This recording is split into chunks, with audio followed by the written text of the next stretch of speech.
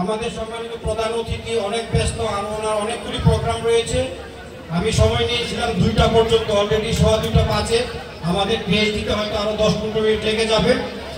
সেজন্য আমি বক্তব্য বাড়াবো না। সবাইকে বিশেষভাবে ধন্যবাদ জানাই যারা আজকে এখানে উপস্থিত হয়েছেন, বিশেষ করে প্রধান অতিথি, বিশেষ অতিথিদেরকে।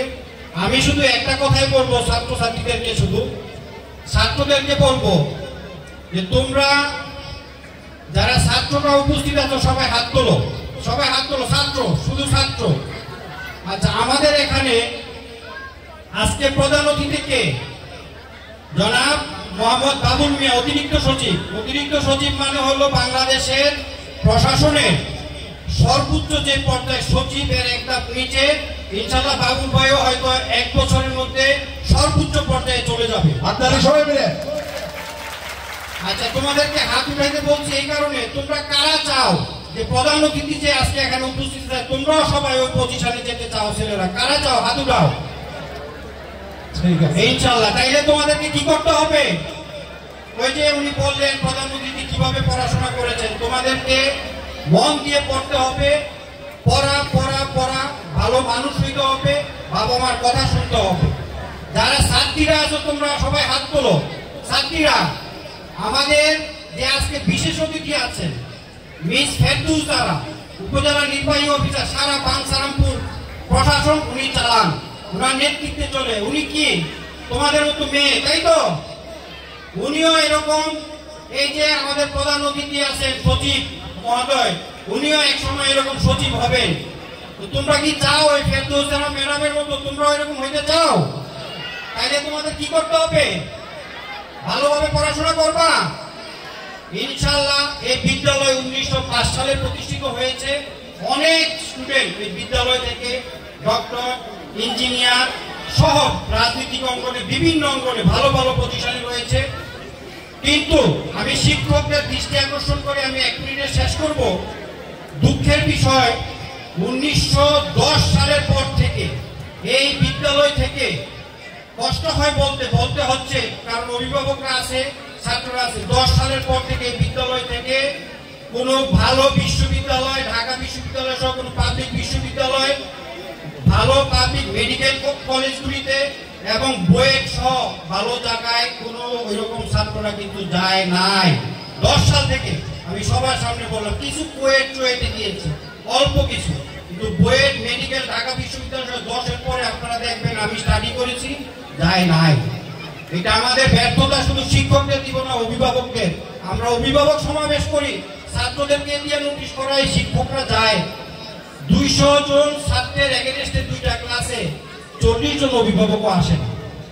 যাই হোক, আমি কথা করবো না, আরো লম্বা করবো না। আমি বলবো অভিভাবকদের অনেক ভূমিকা আছে, কিন্তু অভিভাবকরা অনেক গাফিলতি আছে, অভিভাবকরা তাদের কাজ করছেন না।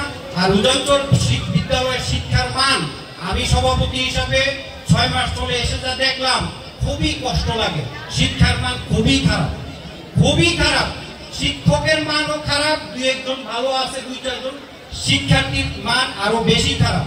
এটার জন্য শিক্ষার্থীরা দায়ী না, এটার জন্য দায়ী আমরা অভিভাবক এবং শিক্ষকরা। শিক্ষকদের সাথে যখন কথা বলি, তারা বলে যে ভাই 6-এ পড়তে বাংলা রিডিং করতে পারে না, ইংলিশ রিডিং করতে পারে না, আমাকে আজকে রিডিং করানো। কথা তো সঠিক।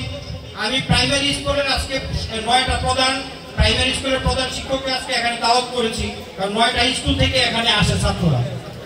আমি প্রাইমারি স্কুলে এদের সাথে কথা বলেছি, এরা বললো যে ভাই ক্লাস 1-এ এসে যদি সরু সরা এগুলি আমাদের পড়াইতে হয়, কারণ সিস্টেম হলো মানে প্রাক প্রাথমিক যেটা, ওইগুলি অন্তত এই সরু সরা, এবিসিডি লেখা এগুলি শেষ করে দিবে। এখন 1-এ আসলে আমরা এগুলি পড়াইতে হয়, আমরা এগুলি পড়াইতে পড়াইতে এরা 4 আর 5-এ উঠে যায়। আমরা কখন এদেরকে ভালো করে হাই স্কুলে দিব?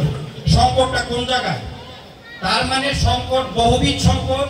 এখানেও আমাদের কাজ করতে হবে। অভিভাবকদের অনেক বেশি গাফিলতি আছে, অভিভাবকরা সিরিয়াস হন, কারণ এই বিদ্যালয় ভালো থাকলে এই এলাকা উন্নত হবে, শিক্ষিত লোক বাড়বে। বিদ্যালয়ের যে মানে অবস্থা আমি এসে দেখলাম, খুব দুঃখজনক। এটা থেকে উত্তরণ করতে হবে, হতাশ হওয়া যাবে না। এই জন্য অভিভাবকদেরকে মূল ভূমিকা পালন করতে হবে। শুধু দলাদলি করে নিজের কমিটি এই সেই করলে হবে না, ভালো লোককে প্রতিষ্ঠানে দিতে হবে। 4টা চাকা চাকা যদি হয় একটা গাড়ি, 4 চাকা না ঘুরলে কি গাড়ি চলবে? একটা চাকা যদি না ঘুরে, একটা চাকা ধরেন ছাত্র, একটা চাকা শিক্ষক, একটা চাকা অভিভাবক, আরেকটা চাকা কিন্তু ম্যানেজিং কমিটি।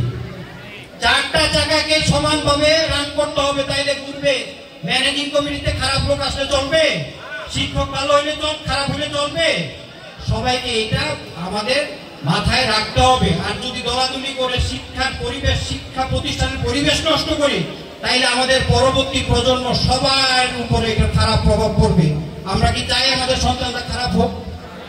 ধন্যবাদ, আমি আর দীর্ঘায়িত করবো না। আবারও ধন্যবাদ জানাই প্রধান অতিথি বিশেষ অতিথিকে। আসসালামু আলাইকুম ওয়া রাহমাতুল্লাহ।